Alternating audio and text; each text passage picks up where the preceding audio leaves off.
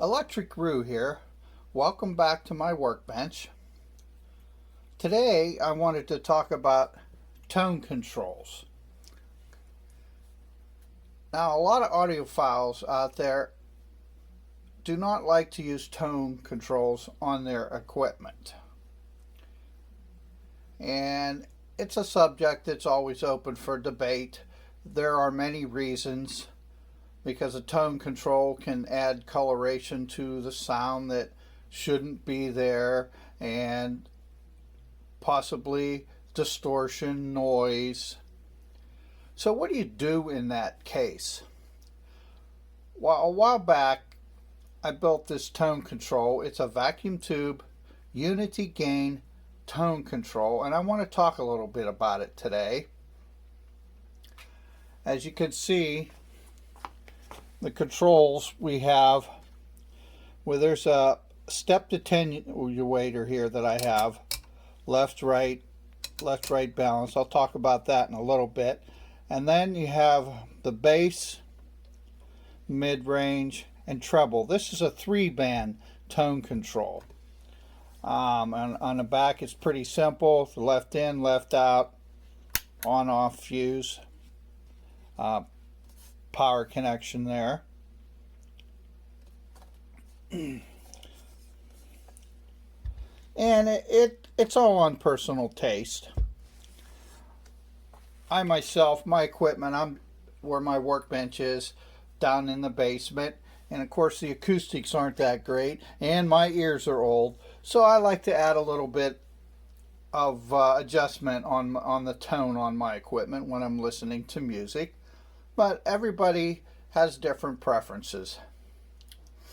As a matter of fact, my next project, my vacuum tube amplifier that I'm working on, I want to incorporate a tone built into it.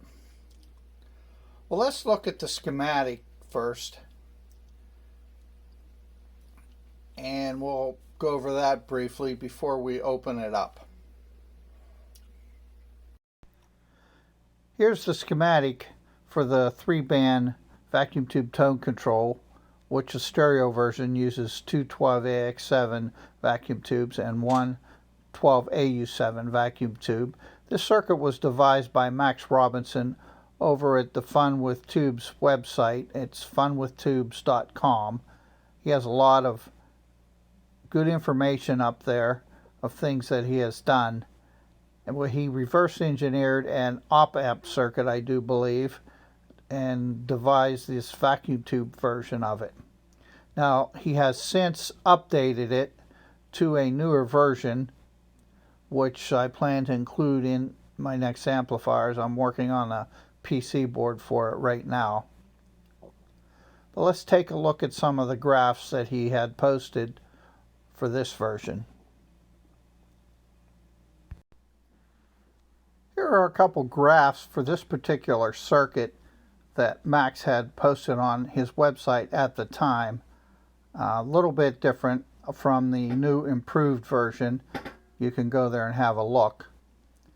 The first one at the top is the mid-band being adjusted while the bass and treble remain flat. And the next one down, it would be the bass and treble adjusted while mid-band is flat. And the third one down, the bass and treble adjusted while the mid-band is set at full boost. And the bass and treble adjusted while the mid-band is set at full cut. So it's a very interesting circuit in what it does. It's not a whole lot of components, but it does a nice job. So here we have the top off of this, and you can see the components in here. The PC board was cut out on a CNC machine. It's a single-sided board, so hence I had some extra jumpers to put on it, which worked out pretty good. It's still low noise. You have the two 12AX7 and 12AU7 tubes there, and the stepped attenuator, that's a Mini A3. That's from John over at Glassware Audio. he sells a couple different versions, a couple different sizes. This is the stereo version. And the power supply, again, it's the PS10, something that John came up with. And it's a dual power supply. It has the high voltage section and also has a low voltage 6.3 volt regulated section for the filaments on the tubes. Now this board, way he designed it, didn't come with this transformer. This is an EdCore XPWR 083A, and you had to buy this separate, but he designed the board to fit this transformer, so it worked out relatively nice. I don't think he offers this board. It was good for a lot of preamp projects or a project like this because this transformer is relatively low current, just right for something like that. So that it worked out pretty good. And as I said, Max over at Robinson over at Fun with Tubes has redesigned this complete circuit. He has changed it around a little bit, so I'm working on a PC board to have made, or I'll probably make that one myself because it'll be a one-off, and I want to add it to my next amplifier. So this again is a unity gain tone control. And what that means, a unity gain, is there is no gain.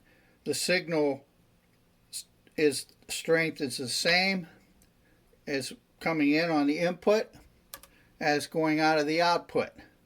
So you have no actual gain on it. And I added this attenuator just as an afterthought. And I've been considering removing it because it's really not necessary, but I'll leave it in there for now. So it's a low noise circuit. It really doesn't add anything to it when it's flat. When you have the control set for flat, it's just straight through, low noise, and does a nice job, well, as far as my ear's concerned. And as Max said, you know, sometimes you have the need for tone controls, and maybe as some of us older guys, my ears can use a little help now and then. And also the acoustics down here in the basement aren't that well, so I can make up for it a little bit. But it's up to you. Some people like them. Some people question why some of the newer vacuum tube amplifiers don't have tone controls. And if you remember, a lot of the high-end stereo equipment used to, and other than if you bought a receiver, other than using monoblocks or something like that that were straight through. And a lot of guys still like the monoblocks, and they want no controls on them, but it works for me. And so there's no answer, there's no solution that what is best. It's what you like. And if you like it, build it. So if you have any questions, send me a note, and I'll put some information in the comment section on the schematics and some links there. Links to the updated version over at Max Robinson's website. You can look around at the Fun with Tubes website, and maybe you might even want to join the user group. We have a lot of fun, and there's always a lot of answers for some good questions that are being asked. So have a good day.